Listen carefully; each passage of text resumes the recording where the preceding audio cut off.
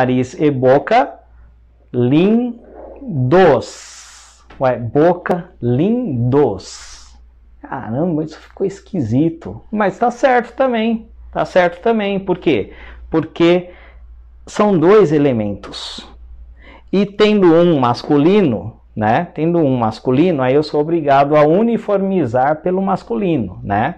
Se os dois fossem femininos, né? Por exemplo, não sei, boca e orelha lindas, aí sim. Mas quando um elemento é masculino, aí eu tenho que pôr o adjetivo no masculino, porque o masculino é a palavra generalizante do português, tá? O português nasceu de onde? Nasceu lá do latim. No latim existia o gênero neutro, né? Existe ainda em outras línguas. Mas o latim morreu, assim como o português, né? Tem vários dialetos e tal. O latim ele deixou de existir e foi dando espaço aos dialetos que se transformaram nas línguas neolatinas. Neo de novo, né? Em latim, novo é neo. Então as línguas neolatinas, português, espanhol, francês, romeno, italiano, são as línguas de origem latina, né? Nas línguas neolatinas, o gênero neutro, ele, né, na maioria, não sei dizer se em todas, né, mas o gênero neutro, ele sumiu, o neutro do latim, ele sumiu, e ele foi para o masculino, Então, por que que, eu entro numa sala de aula, por exemplo, tem um monte de homens e mulheres, né? Eu não tenho opção de, eu sempre falo boa noite ou bom dia, alunos. Bom dia, alunos. Bom dia, amigos, né? Mas vamos fazer uma justiça aí de gênero vamos agora uniformizar pelo feminino. Bom dia, alunas, já que tem mulheres ali. Não, eu estou distorcendo, distorcendo o padrão linguístico. Isso não tem nada a ver com coisa de gênero, tá? Diz a regra culta, a norma culta da língua, tá? Que o masculino, ele entrou como gênero neutro no português. Então, o masculino não indica só masculino, mas ele indica a pluralidade. Se existe feminino e masculino ali, você vai deixar a coisa, você vai envolver todos usando o masculino, que ele serve não só como masculino, mas como gênero neutro. Isso é muito importante, tá? Não sou contra nenhum tipo de... Não quero falar sobre outros assuntos, né? Mas eu vejo pessoas hoje em dia criando outras desinências, tirando o O do masculino e colocando um X ou colocando um E. Não sou contra, tá? Você talvez tenha os seus porquês para isso, mas eu simplesmente fico me perguntando, qual o objetivo? Não há preconceito em simplesmente entender que diz a regra que no português culto, masculino, ele generaliza, né? Eu não estou ignorando as mulheres quando eu uso o masculino em havendo um elemento masculino. Isso é uma regra da gramática. Isso não tem nada que ver com coisas sociais, etc e tal. Beleza? Essa galera é chique demais, hein? Boto fé nessa galera. Boto fé que quinta-feira a gente vai mais adiante, tá? Hoje foi puxado, hein? Quem aguentou hoje, aguenta o resto, hein? Quinta eu vou pegar mais leve. Marina, também acho muito estranho quando escreve... Assim, eu sei que eles têm um objetivo, eles têm uma bandeira para isso, né, Marina? Mas assim, aqui eu estou falando como professor da língua portuguesa, né? E também como pessoa que tem direito de também achar estranho, mas deve haver aí um objetivo, enfim, tudo bem, né? E aquela coisa que eu sempre, antes de encerrar, gosto de enfatizar.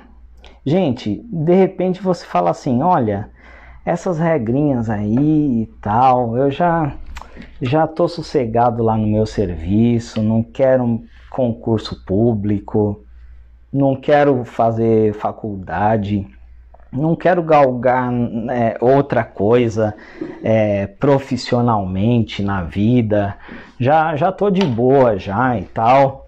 Então, por que é que eu vou ficar vendo essas regrinhas? Olha, se você não domina a língua, tá? Já dizia um cara que vocês ouviram muito falar dele, tá?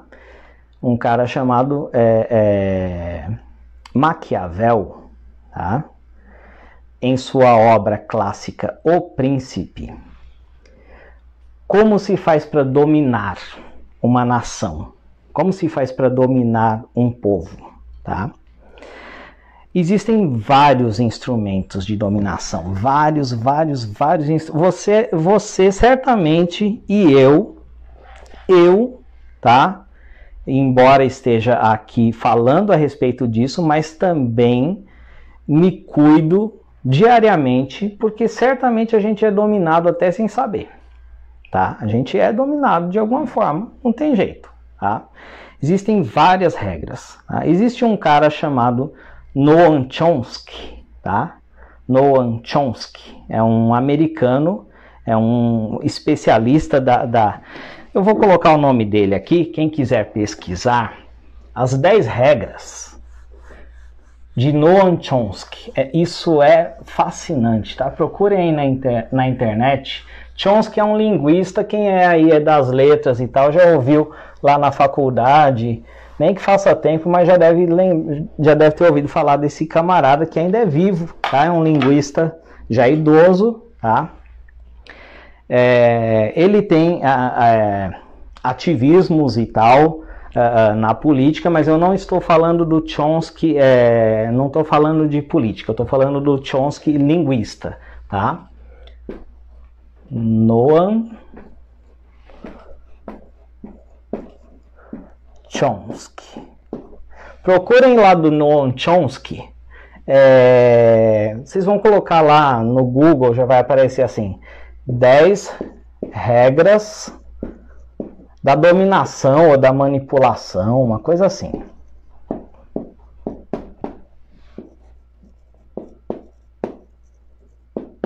Tá?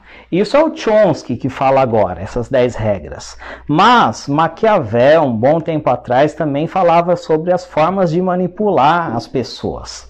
Nessas 10 regras do Noam Chomsky, vocês vão perceber que várias estão sendo usadas nesse momento contra você, tá?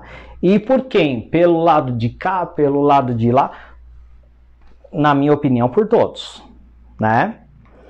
E o que eu faço? Meu Deus, me mato porque estão me dominando? Não. Eu tenho que ter consciência de em que momento a intenção é de dominação, e eu ver se eu quero sucumbir àquilo ou se simplesmente estão querendo fazer de mim massa de manobra, né? Então, mas eu não vou falar das 10 regras do Chomsky hoje, tá? A gente pode fazer uma live falando só das regras do Chomsky, mas pesquisem que vocês vão achar bem interessante. Agora, Maquiavel, ele fala de vários elementos da dominação, né? De como ser um príncipe, de como ter poder, né? Quando se fala maquiavélico, né?